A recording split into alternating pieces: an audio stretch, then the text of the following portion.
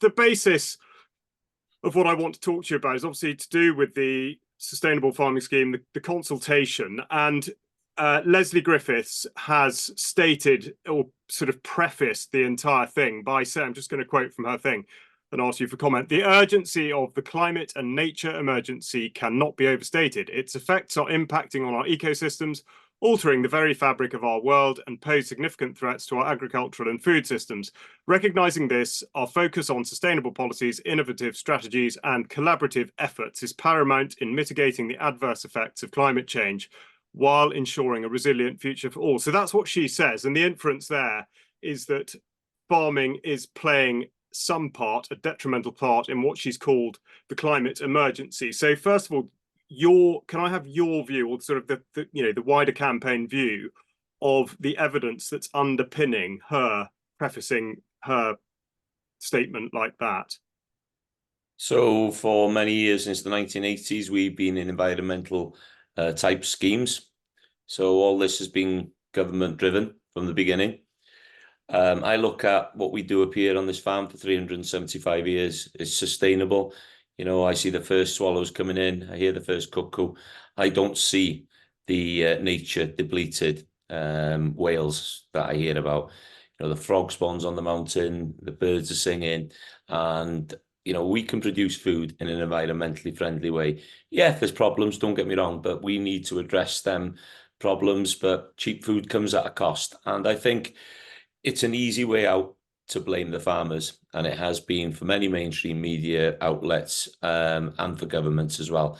And we've got the supermarkets price pushing on every Tom, Dick and Harry that's producing anything in the UK. So enough is enough, and we start fighting back against this draconian measures and making sure we can produce food affordably, sustainably, seasonally, and in an environmentally friendly way for the consumer and the customer. Perfect. So to sort of shrink it down to the bare minimum, how would you articulate the strategic campaign and the background to it and its end state? Well, so the campaign started with a little WhatsApp letter that was given to me just over a month ago. I read it, thought it was very powerful. Then there was a meeting in Welshpool where 1,100 farmers turned up. And then exactly a week later, there was 3,300 in Carmarthen that turned up. And all 3 points were taken. The SFS, Sustainable Farming Scheme, TB, which is absolutely killing us, and NVZ. So they're the 3 points we want to address with our Welsh Government, with our environmental minister. And we feel very strongly that we've been hard done by, especially by TB. And I think a lot of the measures within the SFS needs to be looked at and readdressed. And the MVZ's going to put so many small farms out of business that keep a few cattle, it's strong. Cattle are part of the whole ecosystems we've got. We need them for the manure to keep onto these uplands, to keep the soil fertility flying. Okay, and there was a gathering in Cardiff last Wednesday, 28th, but from what I understand, nobody came out of the Senate to actually deal with anybody there. With that in mind, they did come out. They did. Oh, right, okay. So we had 4 a.m. speaking, and quite a few AMs came out. We had 2, I think, Labour AMs standing in the wings. They didn't come out to talk to the group that were the speakers, and they just kept in the wings for some reason. Okay, and so on that, do you feel that you have the liaison that you need, or indeed the sort of levers of power with which to manipulate the situation in your favour? At this moment in time, we feel frustrated. There's a few people had the opportunity to speak with them. The unions, both sides, FUWN and FU, are pushing our voices. We're still in consultation, don't forget. But when you have a First Minister that says farmers aren't telling me where to spend this money, things like that don't help the situation. And I believe 3 things that he said. The second thing that he said was, well, farmers voted for Brexit, So, he's blaming us for Brexit plus the situation we're in. Well, I was a Remainer. I never did vote for Brexit. And many other farmers, and across the board, the average would be quite similar, I should think. And we have to take the majority role. And another one he said when he came into the school in North Wales that a certain person asked him, "Oh, so you were held up by the tractors?" And he said, "Yeah, the farmers have got nothing better to do." So there are 3 points that have really, not helped the cause. As somebody in his position, he shouldn't use that language. He's pouring petrol on the fire, and he should know better. Mm. And do you envisage at all a situation in which farming could be conducted without subsidy? Yeah, there is opportunities, but we have to have a fair price for what we're producing, and that's going to cost you, the consumer and the customer, a lot more. So the food that we produce would have to at least double and maybe triple in some places. So, that's the thing. And who will suffer? The poorer. The poorer people within our communities will be the people that suffer. And this is where I think we have to get the message out there that, the CAP, the Common Agricultural Policy, was designed because people were going hungry in the UK, in Europe after the war. So they designed that then for us to produce affordable food. So them subsidies that came to farmers were then subsidised to you as the general public because we were getting paid to produce food at affordable rates. And one stat that's kept in my head for a long time is every time a farmer is given £1 in Wales, £1 in Wales, he turns that into £9 within the local economy. So he goes down to his local warehouse to buy, a couple of gates, where them gates will be fabricated by local welding firms, galvanizers, all these businesses, from the feed to the fertilizer to the vets, to medicines, to all the people that rely on the farmer. Every single one of them are going to take a hit. So that £1 given to the farmer to produce 9, I think is one of the best investments any government could ever do. Fair enough. And just to take that a little bit further, the relationship with the supermarkets, the groceries code adjudicator seems powerless and inactive. How are you able to affect change in the relationship with the supermarkets or distributors, or essentially anyone further up the food chain, as it were?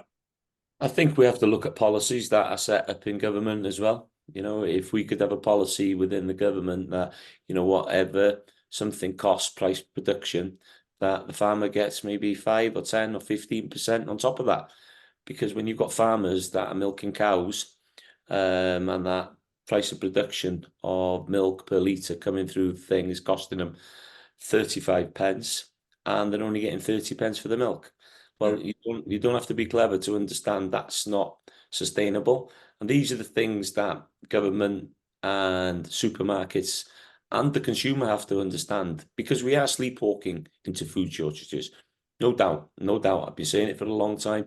We can see what's happening in Europe, the Netherlands, Germany, France, Spain, Poland now. The farmer is the last person on God's earth to go out to protest. I can tell you that now, because they've got animals to feed, they've got crops to sow, and they've got things to do. They don't want to be out protesting. But when you're fighting for your livelihood and for your children's future, you'll do anything. And that's why we're seeing a desperate state across the world, literally, not just Europe. It's a worldwide problem. And I think we have to start to think there is something globally turning against the people that feed the world. And given that, specifically that pressure, and the consultation makes quite a lot of, or draws quite a lot of attention to soil health and that sort of thing, in particular, sort of reduction of chemical inputs into farming. Is there a sort of campaign view on that side of it? Well, I don't disagree with some realms of that. I think soil health is the most important thing. If we can use more regenerative ways, but we have to have a fair price for what we're producing. So, if they've opened the floodgates like Westminster have to the Australian trade deals, and then we're struggling and scraping, to produce different products without what they've got. And if you look into the Ukraine and Poland, they don't have the legislations for some of the sprays out there. So they can still spray with stuff that we haven't been allowed to use in this country for 20 or 30 years. And they're able to produce, that crop and then ship it into this country and then challenge us. So it has to be a playing field that's fair for everybody. So these are important issues that the consumer and the customer need to understand. And once we can get their message out there, and I think it is beginning to resonate, people are starting to ask questions and they're beginning to look at where the food comes from and how it's produced. And these are all important things because we can build a better Britain on our bellies with a farming food revolution. And, if we look at the way that we're producing the food and the nutrient density of that food, as in, grass-fed beef and lamb, there's a heck of a lot of, nutrients in that. And for me, that's what we should be pushing over onto the next generation. And if we can get them to change the way they eat, move them away from fast foods and processed foods, that is going to save the NHS in the long run billions. Because we've got an obesity problem, we've got a diabetes problem in this country. And I do think a lot of this is down to dietary problems within the youngsters of today.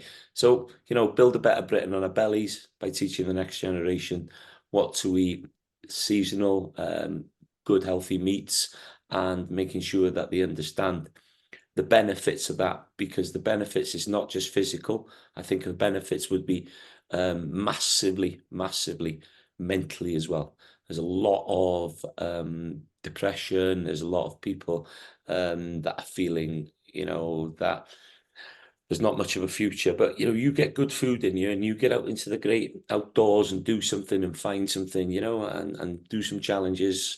Wow, yeah, you feel like you've done something. So it's getting that balance, I think, out there. I think that's a very strong message. And what I would say, I hope you won't receive this as a criticism, but at the moment, I think I'm right in saying that a lot of stuff's being done under the No Farmers, No Food banner, which obviously has actually from without, having been set up by James Melville, I think, a non-farming Scot. Is that going to be the sort of the banner under which you continue to coalesce, or is there going to be a different framework? I work with everybody and anybody. Okay. Okay. And I can speak with anybody and everybody. I think this is really important. So everything that was done on the Welsh protest had nothing to do with No Farmers, No Food. Okay. Because the banners are there. If you go back onto my web page from 8 years ago, there's no farmers, no food, no future. Because Mr. Melville, and I've been speaking to him quite a lot. He is a farmer's son from Scotland, so he does have a farming background and a farming connection. And all I can tell you is I speak as I find. He's been a gentleman with me, hasn't pushed anything. He has always just put the points over for the farming community. Look, any moment in time that I feel that's not serving me, I walk away from it, and he understands that.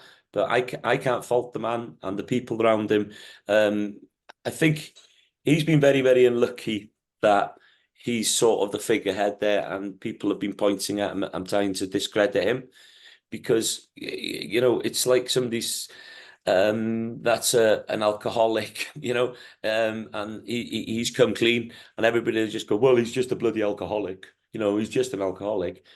Give the man a chance. Give the man a chance. Give the devil his due. And I think going forward, we'll have to work with a lot of people to find solutions. And there might not be people that'll be of the same political belief, or they'll have maybe a different mindset. But if we can't work collectively and we're looking for faults in every Tom, Dick and Harry, well, I think we might as well just go back to bed and forget it and just let government rule us in the way that they want. So for me, coming together, working with people, and listen, I'm going to disagree with a lot of them because I speak my mind.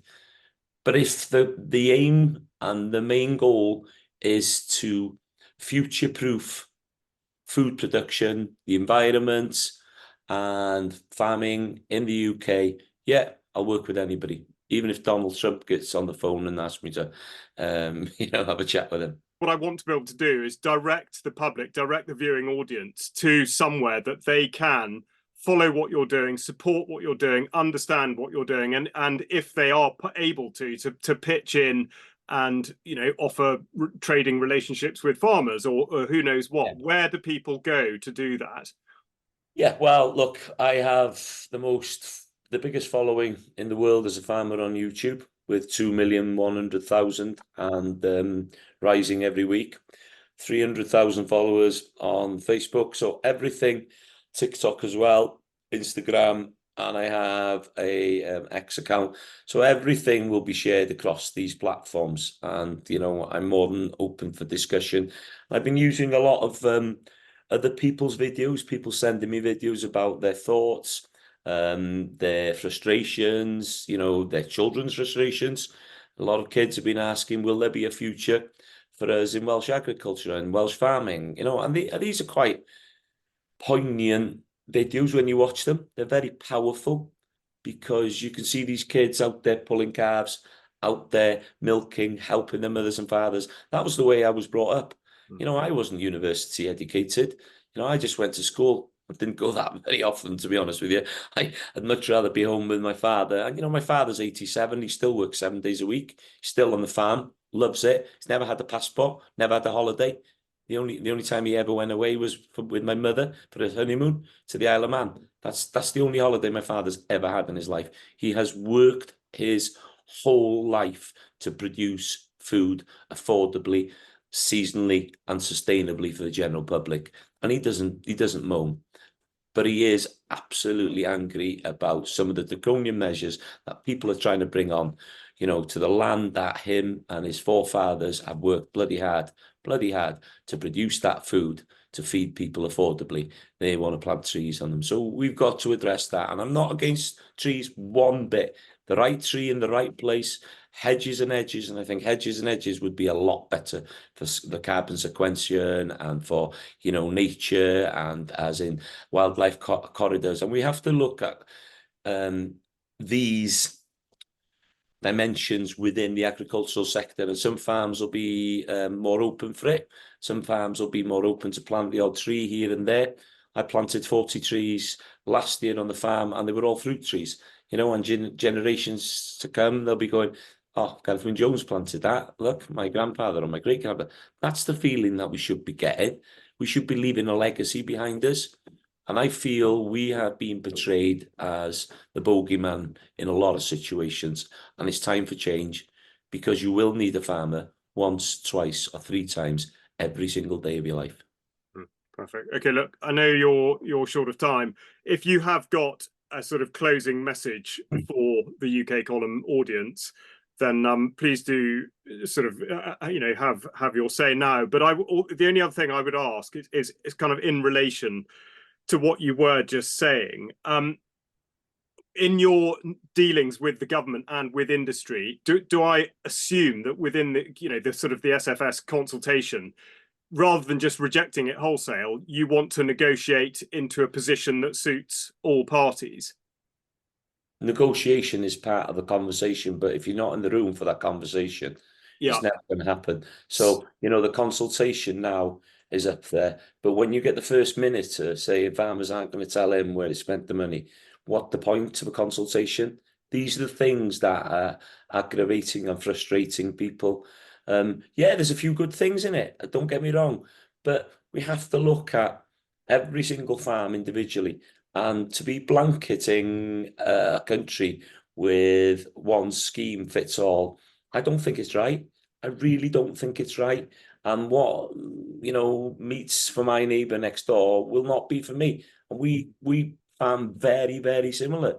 But he could fit into quite a few brackets that I wouldn't. So all these things are important. And more than happy to talk with anybody. That's my whole ethos.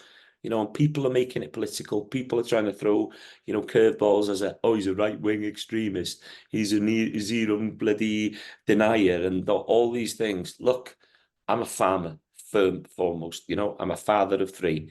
I'm a husband to 1. I love my life. I'm very fortunate. I could walk away from this tomorrow and never have to work again. But that's not the point. It's never about the money. It's never about the fame. It's about the future. And if people can understand that we are here as farmers for you, because without you, we wouldn't have work. Without you buying our products, there wouldn't be no point. But we have to make sure that you understand that we need you to support us. So come together, make sure that we can find these solutions going forward to build a better Britain on our bellies. And I think we do need a farming food revolution. And that's not just in this country, but worldwide. People start to really understand wasting less food, understanding that we use every single bit of the animal, and whatever your dietary requirements are, or your dietary beliefs are, there will be a farmer behind that somewhere. And it's scary when you see some of these big multinational corporations coming in with some of the processed food, and they're the ones maybe that are putting pressure, lobbying with a lot of cash behind the scenes. I don't know. I'm just thinking, but we have to have a farmer. We have to have them farmers, and the family farms in Wales are the beating hearts of our community, and it would be a great shame to lose them.